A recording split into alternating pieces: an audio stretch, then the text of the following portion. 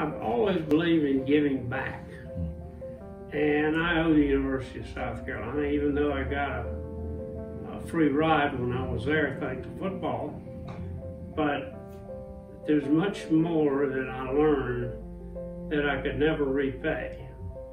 And I really like the idea of doing something for minority students and trying to help them get into school and help defray some of the expenses of going to school. And so Sporty Gerald's, who teaches there, is a good friend of mine, and he suggested it, and I thought it was a great idea, so we did it. I went to work at Charlotte in 1975. And that was a time when NASCAR was really, it wasn't there yet. We were trying. And I think that's why you saw such great promoters in NASCAR, because we were trying to push this 900-pound boulder down a slight incline, and we were doing everything we could to get that boulder moving. And part of that was publicity, and some of it bordered on hijinks, but it worked.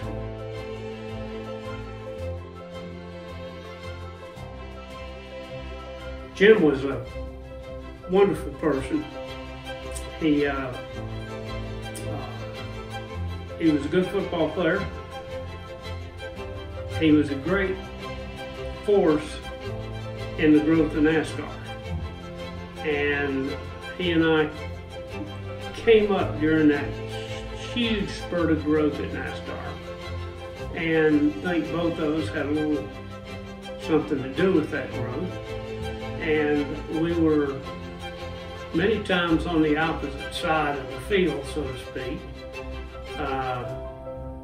At the same time, we had great respect and admiration for each other, and we talked to each other all the time. Great man.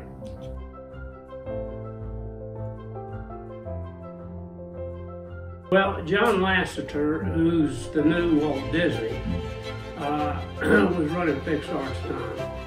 And I ran into him out in California.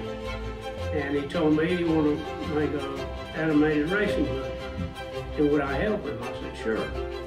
So I went out there and we started tossing around ideas, etc.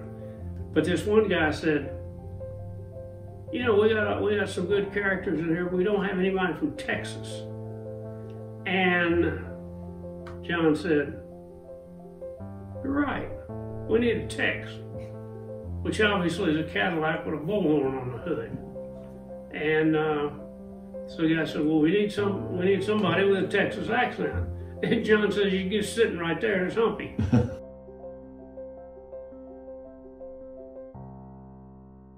Now, from a diversity standpoint, I think I had a little bit to do with that.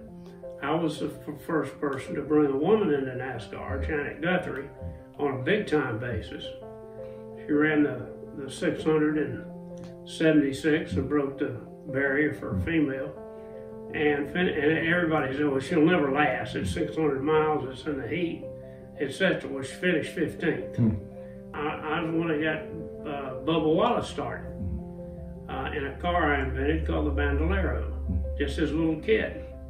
And I could see a lot of promise there, and then he moved up to Letty's, another car I invented, and then into eventually to where he is today, driving for Michael Jordan, which is another diversity aspect of what we're doing.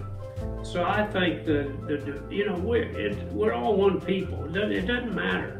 We got to realize that, and we got to understand that the world is diverse.